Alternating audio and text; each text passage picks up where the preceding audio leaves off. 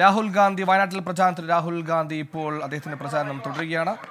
അതിന്റെ ദൃശ്യങ്ങളാണ് പ്രേക്ഷകർ കാണുന്നത്.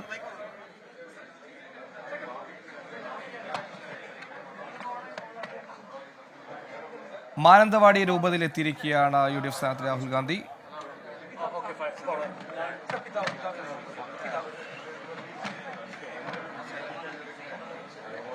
സുർജിത്ത് അയ്യപ്പത്ത് വയനാട്ടിൽ ചെയ്തു. സുർജിത്ത്, പ്രചാരണം തുടരുകയാണോ?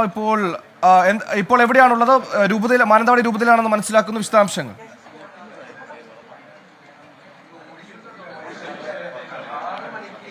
അല്പസമയം മുമ്പാണ് രാഹുൽ ഗാന്ധി മാനന്തവാടി രൂപത ആസ്ഥാനത്ത് എത്തിയിരിക്കുന്നത്. ഇപ്പോൾ മാനന്തവാടി ബിഷപ്പ് ജോസ് പെരുന്നേടം അദ്ദേഹത്തെ സ്വീകരിച്ചു. അതിനുശേഷം ഇപ്പോൾ ജോസ് പെരുന്നേടം, ഒപ്പം കോഴിക്കോട് ബിഷപ്പായിട്ടുള്ള വർഗീസ് ചക്കാലക്കൽ, മാനന്തവാടി രൂപത സഹായ മെത്രാൻ അലക്സ് താരാമംഗലം എന്നിവരുമായി അദ്ദേഹം കൂടിക്കാഴ്ച നടത്തുകയാണ്. കോൺഗ്രസിന്റെ നേതാക്കളെല്ലാം തന്നെ ഒപ്പം ഉണ്ട്. KC വേണുഗോപാൽ ഉണ്ട്, ഒപ്പം തന്നെ പ്രതിപക്ഷ നേതാവ് VD സതീശനുണ്ട്, T Siddique MLA, IC Balakrishnan MLA ഉൾപ്പെടെയുള്ളവർ രാഹുൽ ഗാന്ധിക്കൊപ്പം എത്തിയിട്ടുണ്ട്. രാഹുൽ ഗാന്ധിക്ക് ഒരു നിവേദനം മാനന്തവാടി രൂപത സമർപ്പിക്കുന്നുണ്ട്. ഈ 15 വർഷത്തിന് ഇപ്പുറവും കൃത്യമായ കേന്ദ്ര പദ്ധതികളില്ലാത്ത മണ്ഡലമാണ് വയനാട് എന്നുള്ളതാണ് പ്രധാനപ്പെട്ട കുറ്റപ്പെടുത്തൽ. ഒപ്പം തന്നെ മനുഷ്യ വന്യജീവി സംഘർഷവും ഈ ഉന്നത വിദ്യാഭ്യാസ സ്ഥാപനങ്ങളുടെ അഭാവവും മണ്ഡലത്തിലുണ്ട്. യുവജനങ്ങൾ പഠനത്തിനും ജോലിക്കുമായി വയനാട്ടിൽ നിന്ന് പലായനം ചെയ്യുന്ന സാഹചര്യമാണ് നിലവിലുള്ളത് എന്നുള്ള ഒരു പരാതി കൂടി രാഹുൽ ഗാന്ധിക്ക് മുമ്പാകെ മുന്നോട്ട് വയ്ക്കുന്നു രൂപത. ഒപ്പം തന്നെ ചികിത്സാ ഗതാഗത സൗകര്യങ്ങളുടെ അഭാവത്തെക്കുറിച്ചും രൂപത ഈ മെമ്മോറാണ്ടത്തിൽ കൃത്യമായ രീതിയിൽ തന്നെ രേഖപ്പെടുത്തിയിട്ടുണ്ട്. ഒപ്പം ബദൽ പാതകളുടെയും ചുരം റോഡിന്റെയും വികസനത്തിന്റെ അനിവാര്യതയും ചൂണ്ടിക്കാട്ടുന്നുണ്ട്. വർഷങ്ങളായി റെയിൽവേ പദ്ധതി എന്നത് രാഹുൽ ഗാന്ധിക്ക് മുമ്പാകെ വെക്കുന്നത് റെയിൽവേ പദ്ധതിയുമായി ബന്ധപ്പെട്ട് വയനാട്ടുകാരുടെ സ്വപ്നം മാത്രമായി അത് അവശേഷിക്കുകയാണ് എന്നുള്ള പരാതിയാണ് രൂപത ഉന്നയിക്കുന്നത്.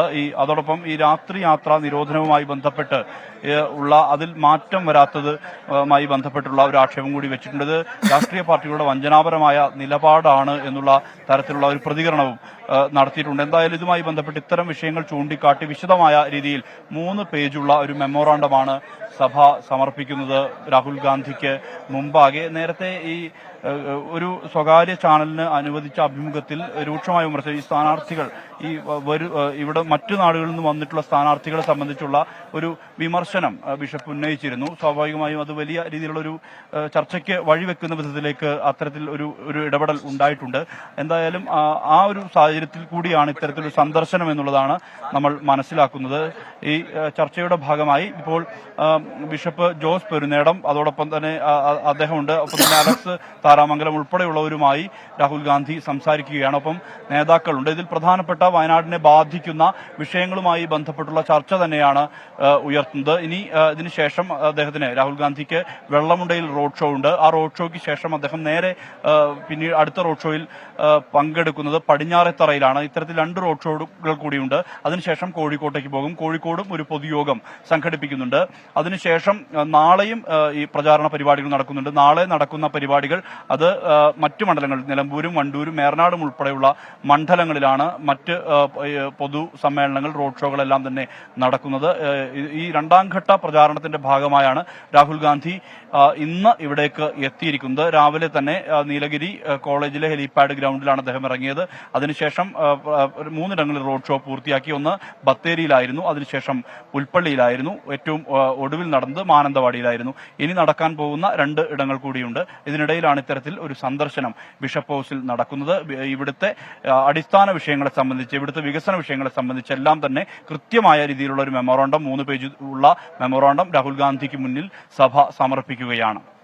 സുർജിത്ത്, നിവേദനമാണെങ്കിലും കൃത്യമായ ഒരു വിമർശനം കൂടി അതിനെ കണക്കാക്കാനാകില്ലേ? കാരണം ഈ കഴിഞ്ഞ സമയങ്ങളെല്ലാം MP ആയിരുന്ന രാഹുൽ ഗാന്ധിയാണ് കൃത്യമായ കേന്ദ്രാവിഷ്കൃത പദ്ധതി വയനാട്ടിലില്ല എന്ന് പറയുന്നു. അതിനോടൊപ്പം രാത്രിയാത്രാ നിരോധനം, അങ്ങനെ വയനാട്ടുകാരെ ബാധിക്കുന്ന കോർ വിഷയങ്ങളിൽ കൃത്യമായ ഇടപെടലുകൾ ഉണ്ടാകുന്നില്ല എന്ന വിമർശനം കൂടിയല്ലേ ആ നിവേദനത്തിൽ പ്രതിപാദിക്കുന്നത്?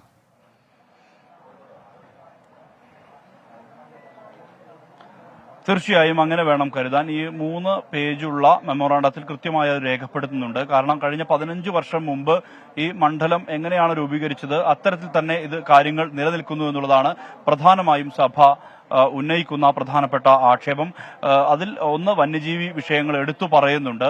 കാരണം ഈ വന്യജീവി വിഷയങ്ങളുമായി ബന്ധപ്പെട്ട് നിരന്തരം വിമർശനങ്ങൾ ഉന്നയിക്കുന്നതാണ് മാനന്തവാടി രൂപത. കാരണം ഇതിന് കൃത്യമായ രീതിയിൽ പരിഹാരം ഉണ്ടാക്കാൻ കഴിയുന്നില്ല. കർഷകരുടെ ജീവനെ ബാധിക്കുന്നത് ഉൾപ്പെടെയുള്ള ആക്ഷേപങ്ങൾ ഈ സഭ പ്രത്യക്ഷമായ സമരപരിപാടികൾ ഉൾപ്പെടെ നടത്തിയ ഒരു സാഹചര്യമുണ്ട്. ആ വിഷയത്തിൽ പോലും കൃത്യമായ ഒരു പരിഹാരം ഉണ്ടാക്കാൻ സർക്കാർ സംവിധാനങ്ങൾക്ക് സാധിക്കുന്നില്ല എന്നുള്ളതാണ് രൂക്ഷമായ വിമർശനം. അതോടൊപ്പം തന്നെ ഈ മികച്ച ചികിത്സാ സൗകര്യങ്ങളുടെ അഭാവം കൃത്യമായ രീതിയിൽ സഭ എടുത്തു പറയുന്നു. ഒപ്പം തന്നെ ഇതുപോലെ തന്നെ ഈ ഇവിടുത്തെ യാത്രാ പ്രശ്നങ്ങൾ എടുത്ത് പറയുന്നുണ്ട്.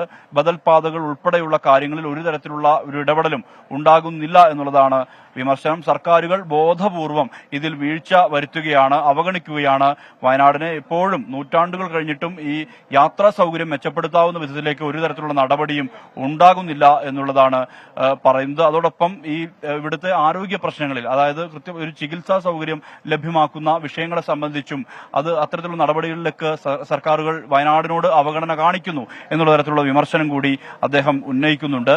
ഒപ്പം ഈ കുടിയേറ്റക്കാരുടെ പ്രശ്നങ്ങൾ അതെല്ലാം എടുത്തു പറയുന്ന, അക്കമിട്ട് നിരത്തുന്ന വിധത്തിലാണ് കൃഷിഭൂമിയുമായി ബന്ധപ്പെട്ട വിഷയങ്ങൾ, കാലാവസ്ഥാ വിഷയങ്ങൾ, ഇതെല്ലാം പ്രതിപാദിക്കുന്ന സമഗ്രമായ ഒരു മെമ്മോറാണ്ടമാണ് സമർപ്പിച്ചിട്ടുള്ളത്.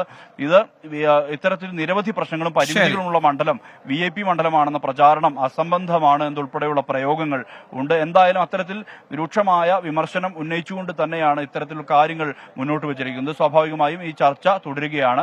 ആ മുഖാമുഖം കഴിഞ്ഞ ശേഷം രാഹുൽ ഗാന്ധി പുറത്തേക്ക് ഇറങ്ങും. അതിനുശേഷം അദ്ദേഹം നേരെ പോകുന്നത് അടുത്ത പരിപാടിയിൽ, അടുത്ത റോഡ് ഷോ നടക്കുന്നത് ഈ പുളിഞ്ഞാലിലാണ്, അതായത് വെള്ളമുണ്ട പഞ്ചായത്തിലാണ്.